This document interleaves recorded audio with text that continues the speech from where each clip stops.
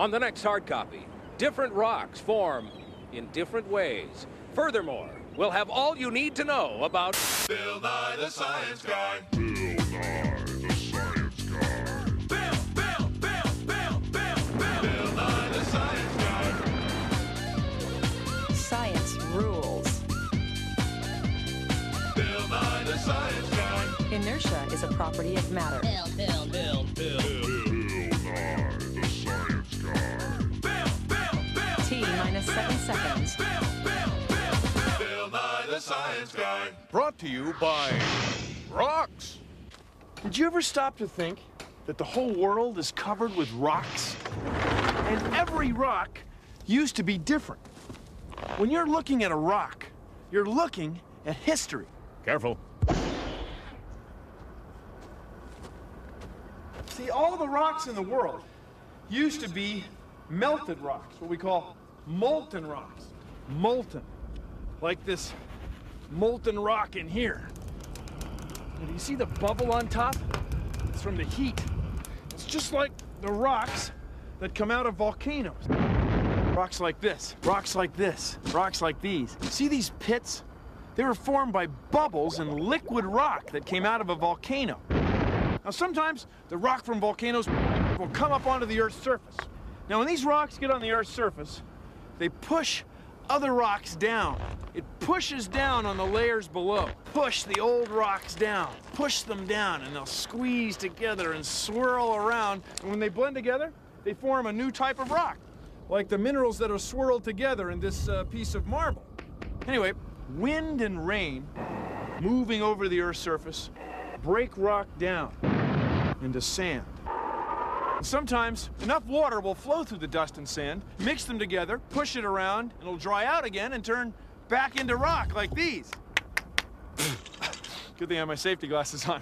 Now this process where rocks are formed, broken down, and reforming as they come out of the molten earth and turn back into dust, into rocks again, has been going on since the world was formed. Billions of years ago. Rocks! Rock! Rocks! Rocks! And now, Sandy Stone. I love you, lava, baby. He'll roll right over your heart It makes me hurt when you call me dirt. because he's gritty.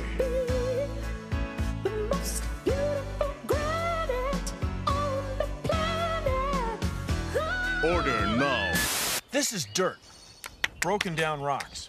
And when microscopic living things get in it, it can turn into rich, dark soil that plants can grow in. So soil comes from dirt, which comes from rocks. See, it's an idea as old as...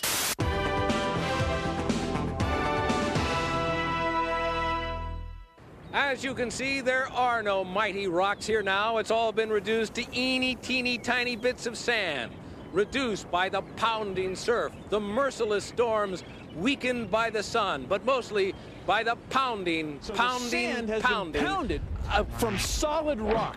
Now that rock was once liquid, molten rock. Hey, I'm But not now finished. it's nothing but And so what fine can the grains government of do sand. about this In the pounding, last ice pounding, age, perhaps pounding? 40,000 In the years final ago. analysis, Also, we're talking about nothing. tens of thousands of years. I'm This is talking not about something- this is pounding. not- Different rocks are formed in different ways. All the material in this sandstone once belonged to other rocks. That rocks. Scientists like to think of 3 types of rock. Now, the first type you might call igneous rock. Igneous rock. Now, igneous comes from the word for fire. You know how you ignite the candle and you have igneous rocks? You know, igneous, ignite, that's from the word for fire. So see how the candle wax drips down the outside of the candle? Well, igneous rocks are often formed when hot lava drips down the outsides of volcanoes, and it cools to form rocks like this granite. See? The next type of rock we call sedimentary rock. Now, sediment, that's silt, mud, goop in rivers. So if you have a river and it's washing sand, mud, or silt, sediment, downstream, well, eventually the river may dry up or drain away, leaving the sediment, the sand, silt, or mud. Now, this sand would be heavy.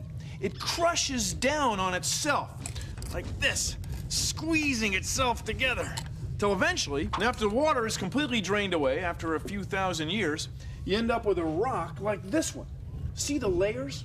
Sedimentary rock often has layers in it because that's the way sand washes downstream in a river. Now, the last type of rock is sort of a combination of the other two. We call it metamorphic rock. Now, metamorphic means it's changed, it's metamorphosized. So, if you look at this, this is rock that was once sand, but it's been smushed together by huge pressures under very high heat. Pressure and heat, smashing the rock till it's just crushed flat like this.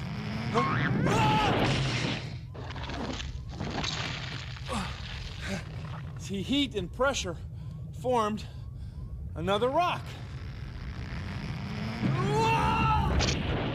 So you think rocks are boring? You think rocks are stupid? Well, it's my job as your guidance counselor to show you that rocks are your friend. Come on, I'll show you. Ow, hey, Right here. mister, let me go! Ow! Sorry. Made of rock. In fact, your whole school is made of rocks. The foundation, the floor, the walls, the ceiling.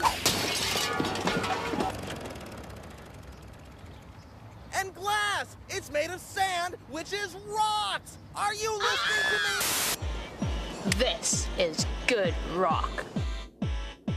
In different places you get different rocks. Here we've got granite, which is kind of blocky and has cracks in it. Other places you get sandstone, which is more nubby and it's a lot grittier. It erodes away more. Granite doesn't usually crumble. It's pretty solid rock.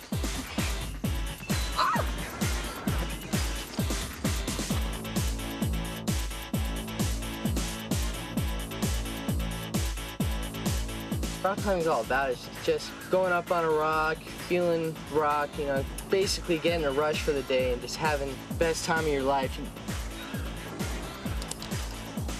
Yeah!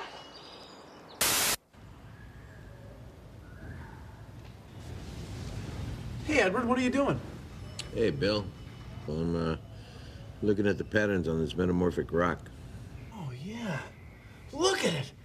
It's the product of millions of years and tons of pressure per square meter, thousands of degrees Celsius, crushing these different minerals together into this Bill. beautiful...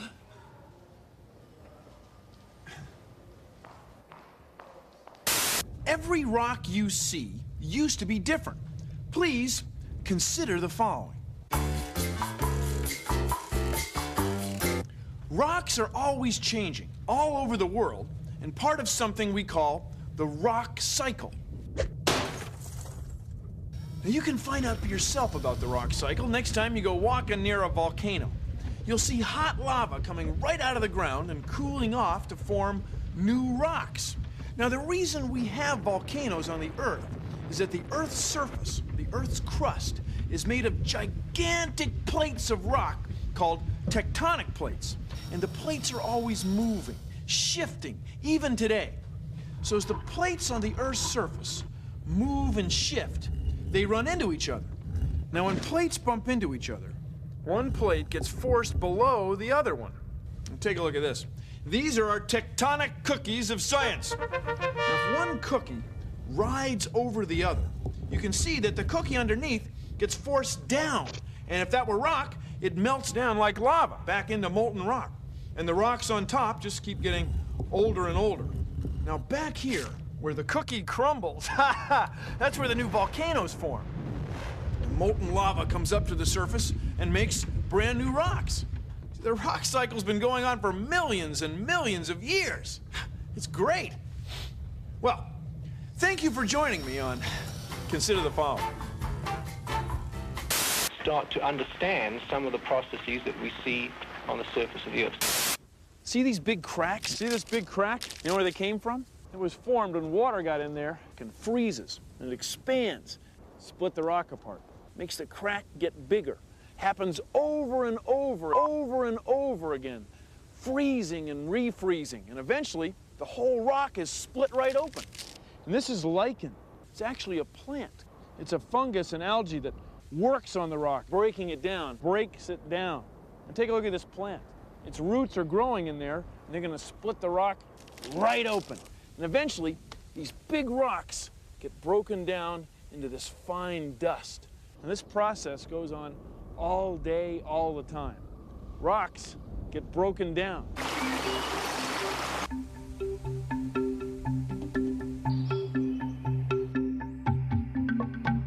The Student Conservation Association program is a program for young teenagers to get a feeling of outdoors, and they're out here living outdoors and working outdoors.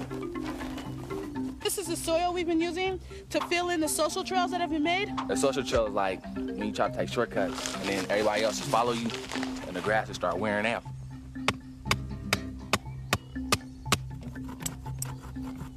Rocks should just be here to support everything down low.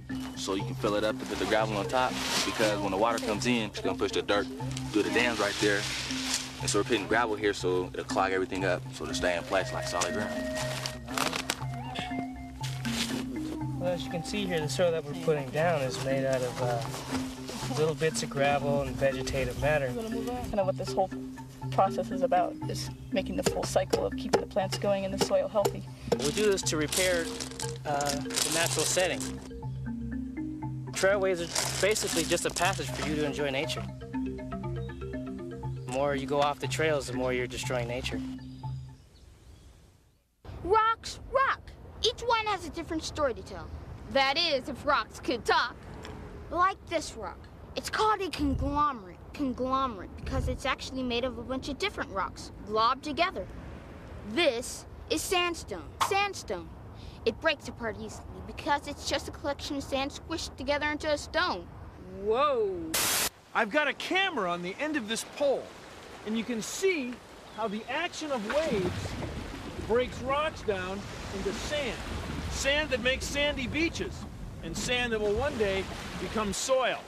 Now, this process has been going on for millions of years, and that's why these tiny waves can slowly make rocks into sand and sand into soil. Many strange rock formations are often partly the result of the cutting action of sand hurled against the hard rock by the wind. I'm Chuck Natsahara. I'm a soil scientist with the Natural Resources Conservation Service. Okay, I'm gonna take it up. These are the tools of a soil scientist. I have an auger here that I can use to drill down through a profile.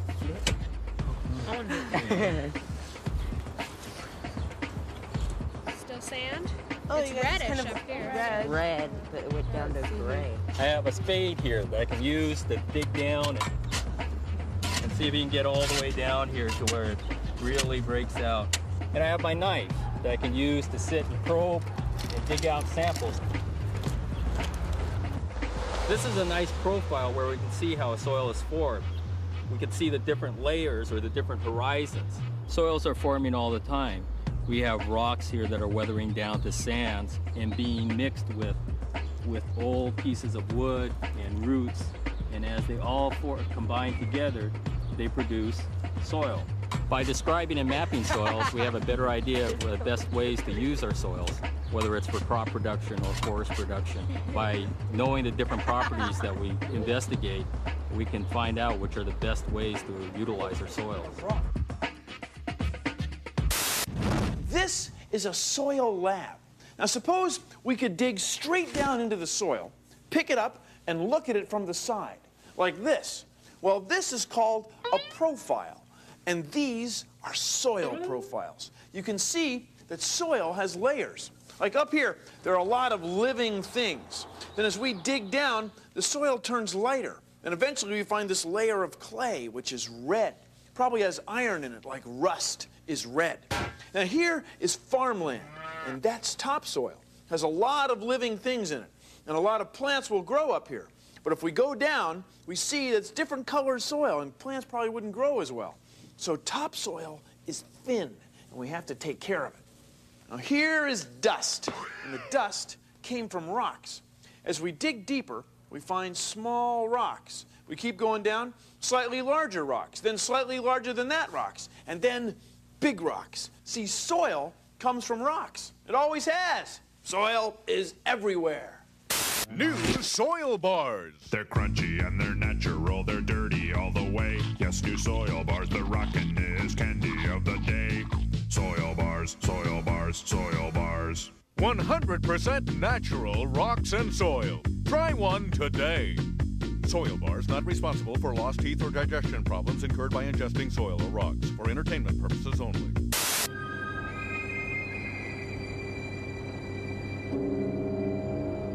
She'll be flooding down the mountain when she comes. That looks like sand erosion. Doesn't it look like wind erosion there? Sort of a... Hey, Bill, why are you playing in the sand? Oh, I'm getting ready to recreate one of the greatest floods in geologic history. Oh, you mean that flood over 16,000 years ago in the eastern part of Washington State? The one where that gigantically huge glacier broke and spilled a gigantically huge amount of water that washed away millions of tons of sediment, exposing the volcanic rock underneath? That flood? Yeah, that's the one. Boy, you sure know your ancient floods. Who doesn't? A vast lake formed behind gigantic walls of ice. From time to time, the ice dams gave way. Enormous floods scoured the volcanic landscape, displacing tons of rocks and soil as the water flowed westward to the sea. Whoa! Hey, look, it worked! In what is now Washington State, a huge waterfall was formed. The reshaped rocks of the dry falls remain today, speaking silently of the torrent's power. The wind can change the land. In the desert, it blows sand, changing the shape of the low, sandy hills.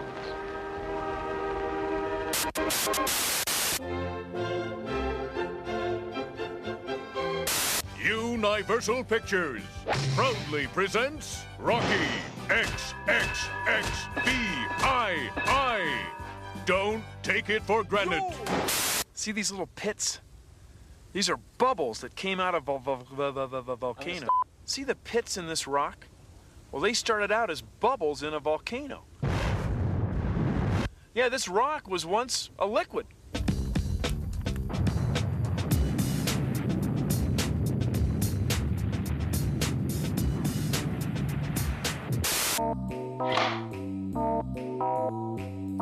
Diamonds are formed in the necks of volcanoes. Carbon will crystallize at terrific pressure and heat, and that's how diamonds are formed. My job as a diamond cutter is to take the rough crystal like this and to make it into a gemstone like this. Diamond is the hardest substance known to man, and only diamond will cut diamond. This is diamond that has been ground into a powder. We put the diamond powder on the edge of the blade, and now we can cut the diamond.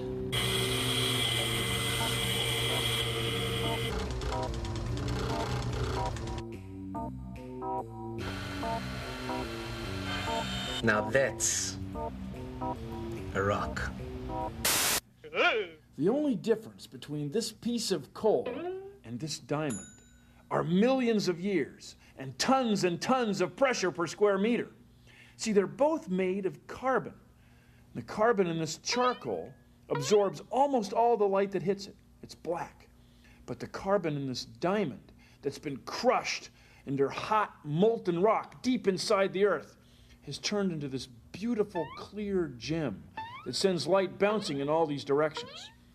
That's why humans have coveted diamonds for centuries, for its fiery beauty and hardness. You can make crystals using a lid from a large jar, some construction paper, some scissors, some hot water, and some Epsom salt. You can find Epsom salt at almost any drugstore. Okay. First, cut the construction paper so it fits inside the lid.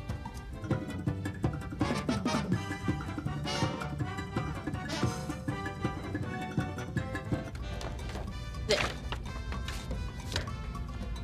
Now put some Epsom salt in some hot water.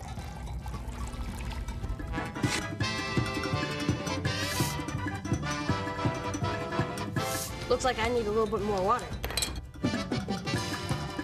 Now stir it.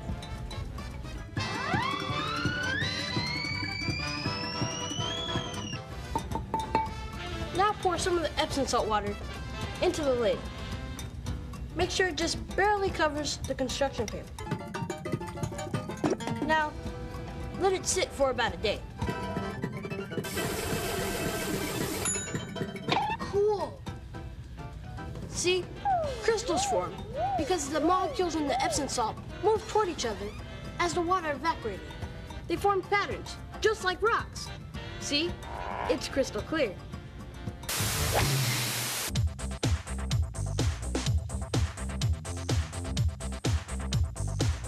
So you see, rocks are your friend!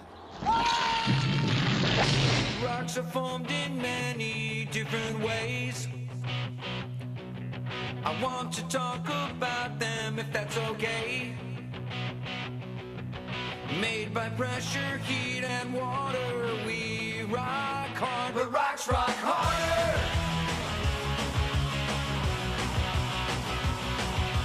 Igneous rocks form inside the ground, made when melted rocks cool down.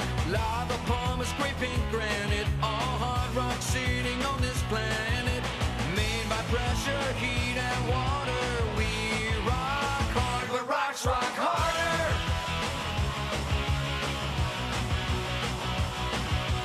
Heat and pressure get their kicks, making rocks called metamorphic. Goes down deep inside the earth, a hot, hard place to have your birth.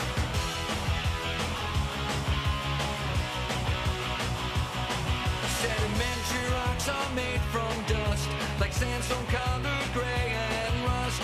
Wind and water break them down, cut big canyons in the ground. Made from pressure, heat, and water, we rock hard, but rocks rock harder. But rocks rock harder.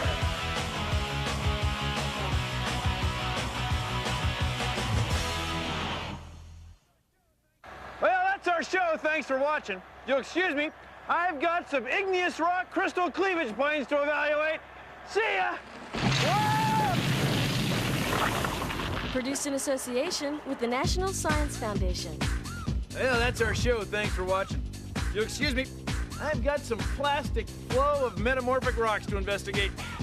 See ya! Well, that's our show. Thanks for watching. You'll excuse me, I've got some igneous, metamorphic, and sedimentary rock to investigate. See ya! Not a bad day. You forgot to close the doorbell. Get that later. Okay. Rock! Rock!